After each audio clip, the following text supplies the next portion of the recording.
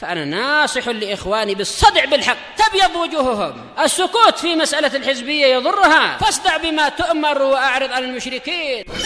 سلامي على دماج ورجالها والشيخ يحيى ودار العلم يا سعد بانيها.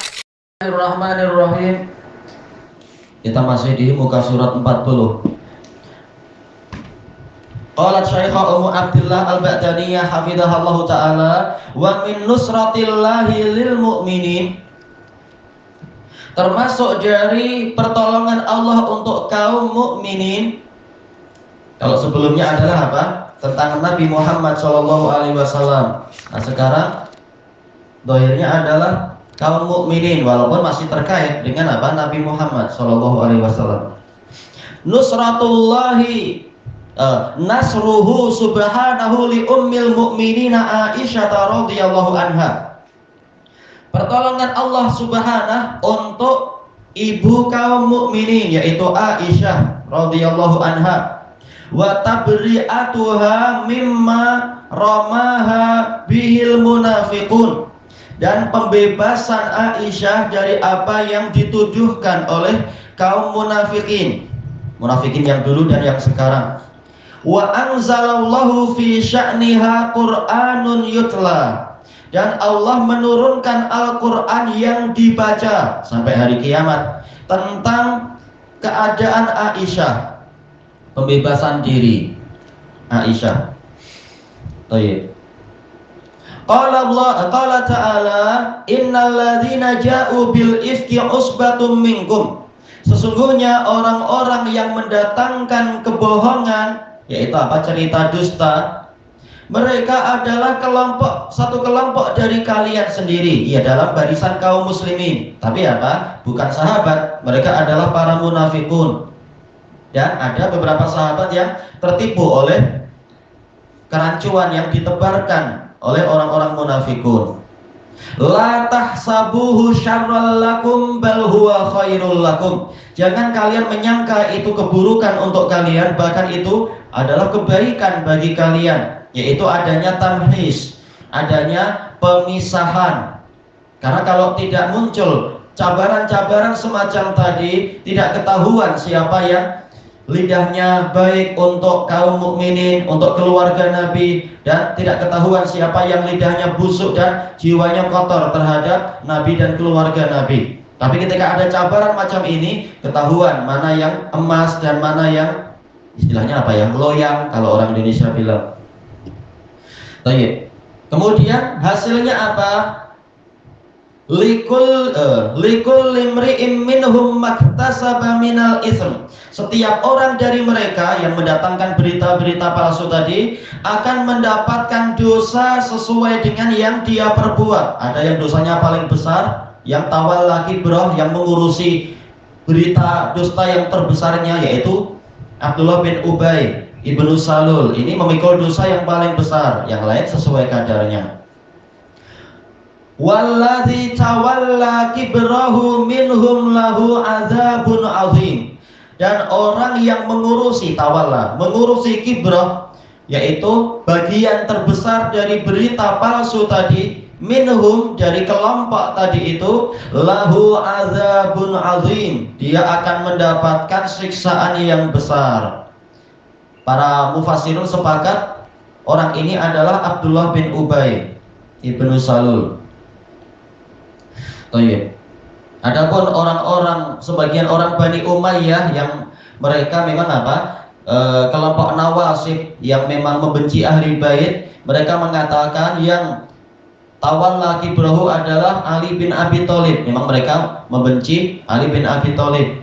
Makanya disebutkan dalam biografi Imam Az-Zuhri rahimahullah, tatkala beliau datang ke Syam, masuk ke istana Abdul Malik bin Marwan, kalau tak salah ya, Abdul Malik bin Marwan. Lalu ditanya, wahai Abu Bakar, tentang ayat ini, walladzi tawalla kibrahu minhum lahu adzabun azim, bukankah ini Ali? Maka beliau mengatakan, tak, dia ini adalah Abdullah bin Ubay, si munafik itu. Kemudian apa sih? Rajanya mengatakan, kamu dusta wahai Syekh, yang betul adalah Ali.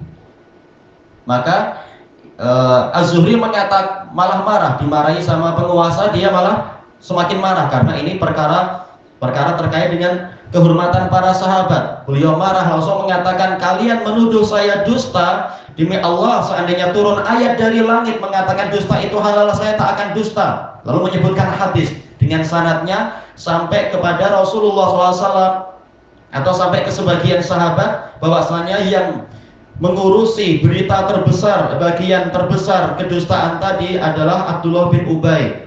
Disebutkan sanadnya, beliau mau hadis Zuhri. Maka langsung rajanya tadi ketakutan, bilang, oh kita buat Syekh marah ternyata. Nah, terus apa, mereka minta maaf dan memberi beliau duit. Nah, beliau masalah agama, beliau tak mau diatur oleh pemerintah seperti itu sampai tingkat apa, merusak tafsir. Tapi ketika pemerintah kasih duit beliau ambil, tapi beliau tidak mau berkata lembik-lembik dalam masalah yang seperti itu. Dan ini makruf, Zuhri qawalun bil haq.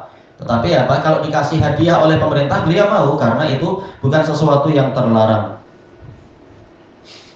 Ini terkait dengan ayat tadi. Ini sepakat para ulama, orang ini adalah Abdullah bin Ubay, tawalla kibra. Kemudian ayat yang berikutnya, laula id sami'tumuhu dhannal mu'minuna wal mu'minatu bi anfusihim khaira. Kalau bukan laula artinya halla. Jadi jangan diterjemahkan perkata laula, yaitu andai kata tidak, bukan. Laula di sini maknanya halla, yaitu litahdid, yaitu kenapa kalian tidak begini. Yaitu kenapa tatkala kalian mendengar berita palsu itu, orang-orang yang beriman tidak, baru tidaknya muncul di sini laula, halanya muncul di sini. Orang-orang yang beriman tidak berprasangka, orang-orang beriman dari kalangan lelaki dan perempuan tidak berprasangka baik pada diri mereka sendiri. Maksudnya apa? Yaitu sebagaimana kata Imam Ibnu Katsir, yaitu masing-masing memeriksa diri sendiri.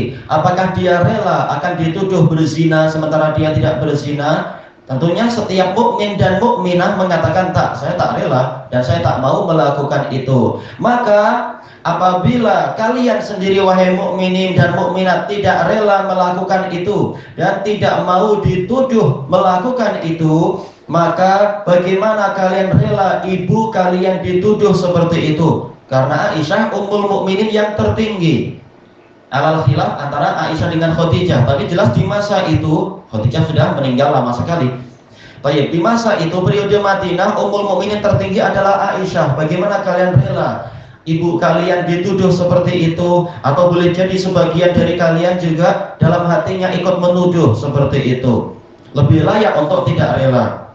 Baik, ini perkara yang sangat besar, makanya Allah mendatangkan pola tahdid, yaitu hardikan yang sangat keras. Laula maknanya halla.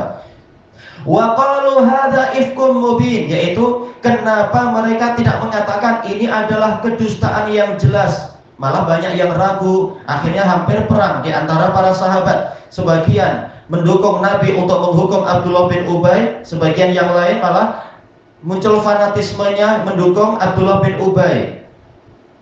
Sebagaimana disebutkan oleh Aisyah, orang ini orang soleh, yaitu sebagian sahabat. Cuma di waktu itu dia terkena hamiyah, terkena fanatisme, justru condong membela Abdullah bin Ubay karena dari kampungnya, dari kabilahnya. Ini dicela oleh Allah, turun ayat-ayat ini untuk mencela sikap yang salah tadi. Tapi Allah memaafkan semua sahabat, mereka memang orang baik. Cuma terkadang syubhat munafikun itu membahayakan memang. Makanya kita dilarang mendengar suara-suara orang munafikun, mendengar syubhat-syubhat mereka. Makanya Allah mencela dalam Quran, wa minhum samma'una lahum wa minkum samma'una lahum. Di antara kalian ada yang suka mendengar ucapan munafikun. Allah mencela. Tayyib, laula ja'u alaihi bi arba'ati syuhada. Laula halla. Kenapa mereka tidak mendatangkan untuk berita palsu itu 4 saksi untuk membuktikan bahwasanya itu benar? Dan memang tidak ada bukti, makanya apa? Itu palsu saja. Mana saksinya? Tak ada. Yang datang hanyalah Aisyah dengan sahabat siapa itu? Sofwan ibnu Mu'attal radhiyallahu anhuma. Tak ada satupun yang melihat mereka berzina, dan memang tak mungkin mereka berdua berzina. dengan penjagaan dari Allah. Baik. Tahu-tahu beritanya jadi parah di Madinah waktu itu. Fa id lam ya'tu bisyuhada'i fa ulaika indallahi humul kadzibun. Maka apabila mereka tidak mendatangkan para saksi, maka mereka itu di sisi Allah, mereka itulah yang justru sebagai pendusta, yang menuduhlah yang pendusta. Baik. Walaula, diulang lagi, yaitu apa? Pakai tahdid. Memang ini perkara yang besar. Walaula, ana salah. Laulanya nanti lagi, laula yang tahdid. Sekarang berpindah. Walaula fadlullahi alaikum wa rahmatuhu fid dunya wal akhirah. Nah, sekarang baru berkata, seandainya bukan karena kurnia Allah kepada kalian dan seandainya bukan karena rahmat Allah kepada kalian di dunia dan di akhirat, lamassakum fima afattum fihi adzabun azim. Pastilah kalian akan disentuh oleh siksaan yang besar karena perbincangan kalian itu. Kalian sembang-sembang mencemarkan kehormatan Aisyah dan Sofwan bin Mu'attal, padahal dia adalah ahli jihad dan orang yang jujur. Baik. Nah, ini baru laula artinya perkata, diambil perkatanya. Kalau bukan karena ittalaqawnahu bi alsinatikum. Pakai dzarfun lima madha minaz zaman, yaitu Allah mengingatkan peristiwa yang telah berlalu sebulan sebelumnya, karena ayat-ayat ini turun sebulan setelah peristiwa itu. Selama sebulan Allah mencabar bagaimana sikap kaum muslimin, sengaja tidak diturunkan wahyu selama sebulan. Nah, setelah itu baru sebulan kemudian baru Allah menceritakan itu. Pakai ittalaqawnahu bi alsinatikum. Ingatlah tatkala kalian membicarakan itu dengan lidah-lidah kalian. Talaqqa ini secara bahasa dari apa? Wazan tafa'ala, talaqqa. Tapi Aisyah dalam hadis muttafaqun alaih mengatakan itu dari al-walik. Al-walik adalah al-kadzib. Nah, ini memang apa? Kedalaman shorof. Dan dua-duanya betul. Semula ini berita dusta, walik, dusta, tapi kalian saling menyambutnya satu sama lain. Ini mendapatkan dari itu, orang itu dapat dari fulan, yaitu apa? Dari mulut ke mulut, beritanya berpindah-pindah. Makanya tafsir Aisyah betul, memang itu adalah kedustaan. Tapi juga apa? Tafsir para ulama yang lain juga betul. Dari makna asal talaqqa ya talaqqa, yaitu menerima. Kalian menerima itu dengan lisan-lisan kalian. Sekedar apa? Berita dari mulut ke mulut, tidak ada bukti. Wa taquluna bi afwahikum ma laisa lakum bihi ilm. Dan kalian mengucapkan dengan lidah, dengan mulut-mulut kalian yang kalian tidak punya ilmu tentang itu. Ini polanya pola celaan. Gimana kalian melakukan itu? Bicara tanpa ilmu. Wa tahsabunahu hayyinan wa huwa indallahi azim. Kalian menyangka itu perkara ringan, sementara itu adalah perkara yang besar di sisi Allah. Ini menunjukkan kehormatan muslim itu adalah apa? Besar sekali. Apalagi ini kehormatan Ummul Mukminin, sangat besar. Lebih besar dari apa? Kehormatan tanah suci di bulan suci, di hari yang suci. Itu muslim biasa, apalagi ini Ummul Mukminin, perkaranya sangat besar. Munafikun mereka berani melakukan itu. Orang-orang Syiah Rafidhah bahkan apa? Mencaci maki Aisyah dan mengatakan layak untuk disembelih seperti lembu dalam surat Al-Baqarah dan seterusnya. Naudzubillah. Bahkan yang ekstrem mengatakan apa? Naudzubillah, kemaluan Rasulullah wajib masuk neraka karena menggauli Aisyah dan Hafsah. Ini naudzubillah, seperti ini apakah layak dikatakan saudara? Orang Syiah Rafidhah lidahnya senajis itu. Walaula id sami'tumuhu qultum. Nah, ini baru tahdid lagi. Kenapa tatkala kalian mendengar berita itu kalian tidak mengatakan ma yakunu lana an natakallama bihadza. Kami tidak layak mengucapkan yang seperti ini. Ini terjemahan secara sederhana. Kata Imam Ibnu Taimiyah, ini ma yakunu ini secara balaghah adalah larangan yang terbesar, yaitu amat sangat tidak layak. Bahasa kita kurang memang. Tidak layak sama sekali untuk kami mengucapkan yang seperti ini. Menuduh diri sendiri aja tak mau, apalagi menuduh ibu sendiri, apalagi menuduh apa? Ibunya seluruh kaum mukminin, yaitu Aisyah. Subhanaka hadza buhtanun azim. Maha suci Engkau ya Allah. Ini adalah kebohongan yang sangat besar. Buhtan ini kebohongan yang besar, tambah azim lagi.